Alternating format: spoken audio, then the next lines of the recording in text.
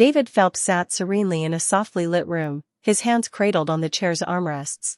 There's a peaceful smile on his face, the kind that comes from years of experience, both the highs and the lows. He takes a deep breath, as if preparing himself to share something that has remained locked in his heart for a long time. People know my voice, they know the songs, the albums, the performances, but not many know the person behind all of it. With these words, David invites us into his world, a world where success didn't come overnight, where music was more than just a profession. It was his calling, his lifeline. He's ready to share it all. The struggles, the victories, and the moments that almost broke him. For the first time, he's pulling back the curtain, revealing the man behind the voice. At first, everything felt like a dream. He was touring across the country, performing in front of thousands of people who knew every word to his songs. The energy of the crowd was electrifying, and for a while, he thrived on it. But soon, the demands of fame started to take their toll. The constant travel meant long nights and early mornings. There were endless interviews, rehearsals, and meetings with producers who always wanted more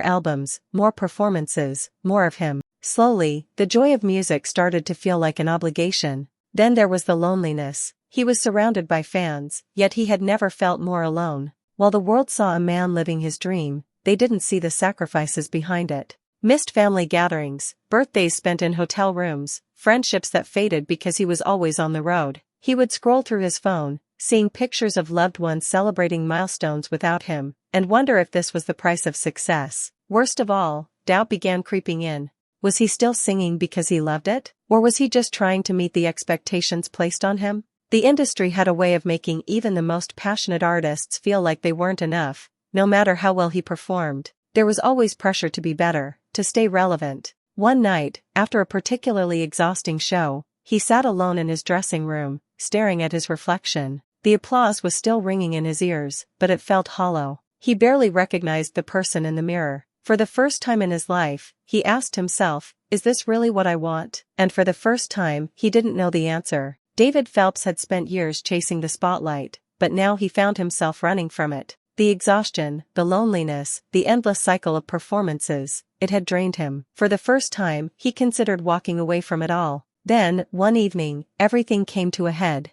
After a long tour, he returned home to find that life had moved on without him. His family had learned to celebrate milestones in his absence, his closest friends had grown distant, and even his own reflection seemed like that of a stranger. Sitting at his piano, he placed his hands on the keys but felt nothing. The music that had once been his greatest joy now felt like a burden. Desperate for clarity, he did something he hadn't done in years. He went back to the abandoned church where he used to sing as a child. The wooden pews were still covered in dust, the stained glass windows still cracked, but the silence felt different now. It wasn't emptiness, it was peace. For the first time in a long time, he sang, not for an audience, not for a contract, but for himself. His voice echoed through the old walls, and for the first time in years, he felt something stir inside him. This was why he had started singing in the first place, not for fame, not for approval, but for the love of music itself. That night, he made a promise to himself. He would no longer let the industry define him. He would create music that spoke to his soul, even if it meant walking away from commercial success. He set boundaries, learned to say no to things that drained him, and made time for the people who truly mattered.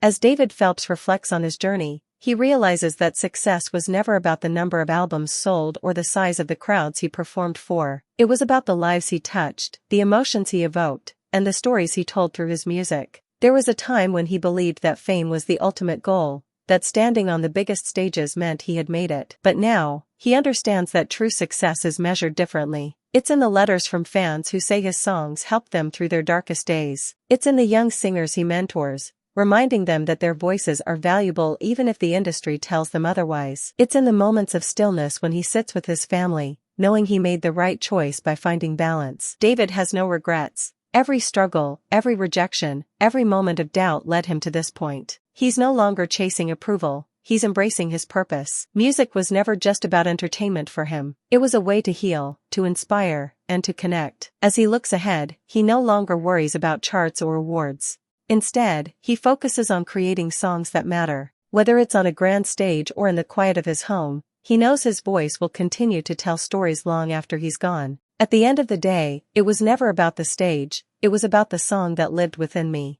And with that, David Phelps smiles, knowing that his legacy will live on, not just in his music, but in the hearts of those who truly listened.